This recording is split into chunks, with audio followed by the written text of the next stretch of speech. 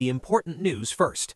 The big news is that facing Iran's 1 million troops, Donald Trump fled, forced to cancel the operation.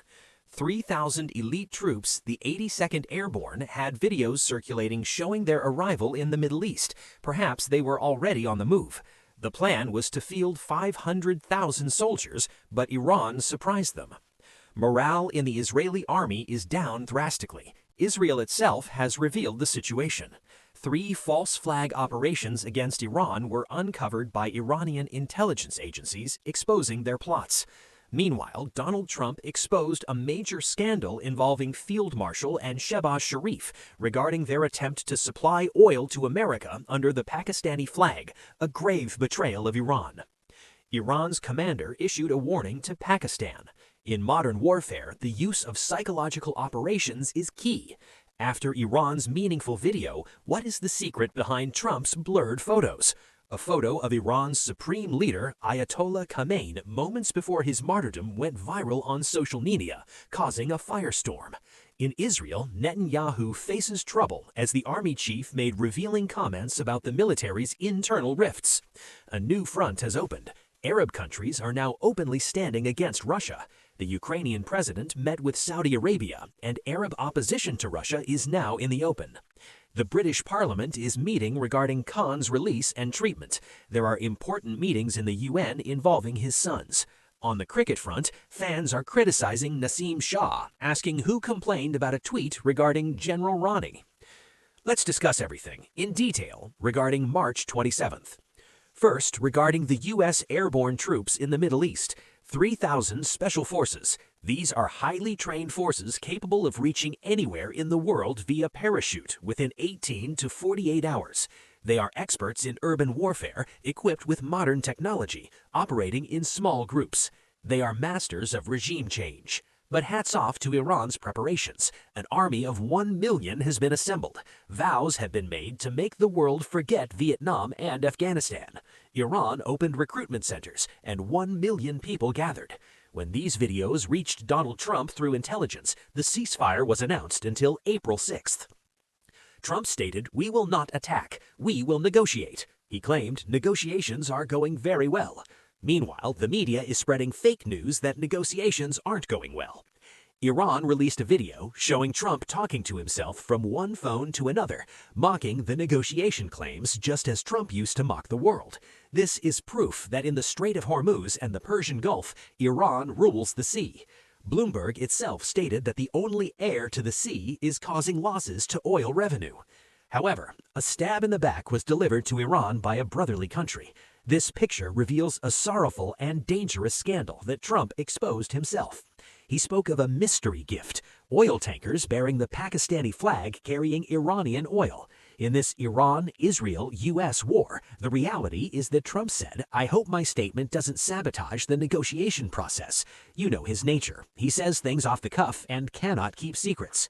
You have understood his governance over 16 months. At such a critical juncture, on the brink of World War III, look at the drama of Pakistan's negotiations. Trump exposed the fact that oil is going to America under the Pakistani flag. Now the Strait of Hormuz is closed to the U.S. Trump said, "I got 8 oil tankers with the Pakistani flag." Obviously, the regime lied to Iran to please Trump, saying they were taking oil for their own people. Iran, considering Pakistan a brotherly Islamic country in difficulty, allowed 8 tankers to pass through the Strait of Hormuz for the public. Instead, they presented them to Trump. The Foreign Office had said things were happening behind the scenes. This is what happened behind the scenes. Trump blew the cover. Remember the briefing in the White House regarding nuclear materials? They claimed they bought it from their own pocket. The White House didn't know if it was sent to a lab or if it was Pakistani material. They are doing the exact same thing now. Their life mission is only to please Donald Trump. Assess what they have done to Iran in this war. Now, Iranian commander Sardar Hossein Najat has issued a warning. He stated, "We gave Pakistan oil. They crossed the line. They betrayed us. They were Muslims. We trusted them that the tankers would fulfill their needs. Instead, they gave them to America as a gift." Trump is bragging about it. The Iranian commander said this is despicable research. It is not a diplomatic success, but a stab in the belly of the Muslim Ummah. Trump enjoys exposing people. He does such things. He also mentioned that 3 false flag operations using Iranian tankers were caught. Intelligence suggests operations were planned for the next 3 days. An attack in Sistan, Iran, which has already started. An attack on the holy mosques in Saudi Arabia to blame Iran and drag the Saudis into war. And a 3rd missile or drone attack on Al-Aqsa Mosque to turn the Muslim world against Iran. But the Muslim world knows everything. They see it with their own eyes. It is no longer a secret. Israel and America, particularly Trump, are playing psychological games. The White House released photos of Trump and J.D. Vance to project power. But remember, Iran knows everything. That is why Iran is acting independently. Trump is saying the Iranians are masters of negotiation, but they are also masters of war. They fire missiles and talk simultaneously. The 60% enriched uranium issue, which was a major negotiation hurdle, remains. Iran said, "We can make 11 bombs. We haven't made them." But the U.S. envoy claimed they are making bombs. The Iranian foreign minister said the envoy is a real estate developer. Perhaps he doesn't understand the talk, but he understands everything. The U.S. and Israeli attempt now is to push the ceasefire file to April 6th so Israel can inflict irreparable damage to Iran. With 60 warships, they attacked Tehran's infrastructure. If they were opponents of the regime, the supreme leader has eliminated them. This war is not against the Iranian government or army. It is against the Iranian nation and people.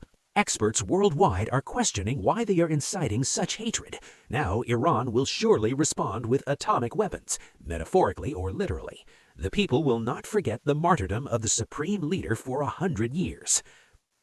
Today, a picture released by Iran's official press TV of the martyred Ayatollah Khamenei moments before his martyrdom went viral globally. People of every religion and sect love him. Regarding negotiations, a joint U.S.-Israel intelligence report surfaced. Before the war, they had mobilized 5 to 10% of the people against the leadership with Mossad's help. Now, the regime has become so strong that 1 million people have joined the military. Every child has become anti-U.S. and anti-Israel. They are not listening to anything regarding the nuclear program. This intelligence report is with Europe, too. The U.S. cannot succeed here in any way. The world is being destroyed. After the G7 meeting, Germany and NATO demanded Trump resolve the issue. The Saudi foreign minister Faisal bin Farhan gave a dangerous statement. The coming crisis is greater than the supply chain destruction after COVID. You cannot imagine it. We cannot control it. Wall Street and the American Stock Exchange fell again after Trump's initial announcement. Israel clearly does not want a solution and is playing a double game under the guise of negotiations. They attacked Iran's navy. IRGC commander Ali Reza Tangsiri was martyred. He was a key figure in securing the Strait of Hormuz, appointed by the supreme leader himself. His martyrdom is a major loss for Iran, but the U.S. and Israel know Iran is fighting a war of survival. Look at the Israeli military situation. The Times of Israel reports that Army Chief Eyal Zamir told Netanyahu in a security meeting that military morale is down terribly. There is internal disintegration. He demanded new recruitment laws to forcibly bring people into the army. There is a shortage of 12,000 soldiers. In Iran, volunteers are gathering. In Israel, ultra-Orthodox parties are protesting to save their children from the draft. This is the difference between nations. Claims are many, but the reality is now open for all to see.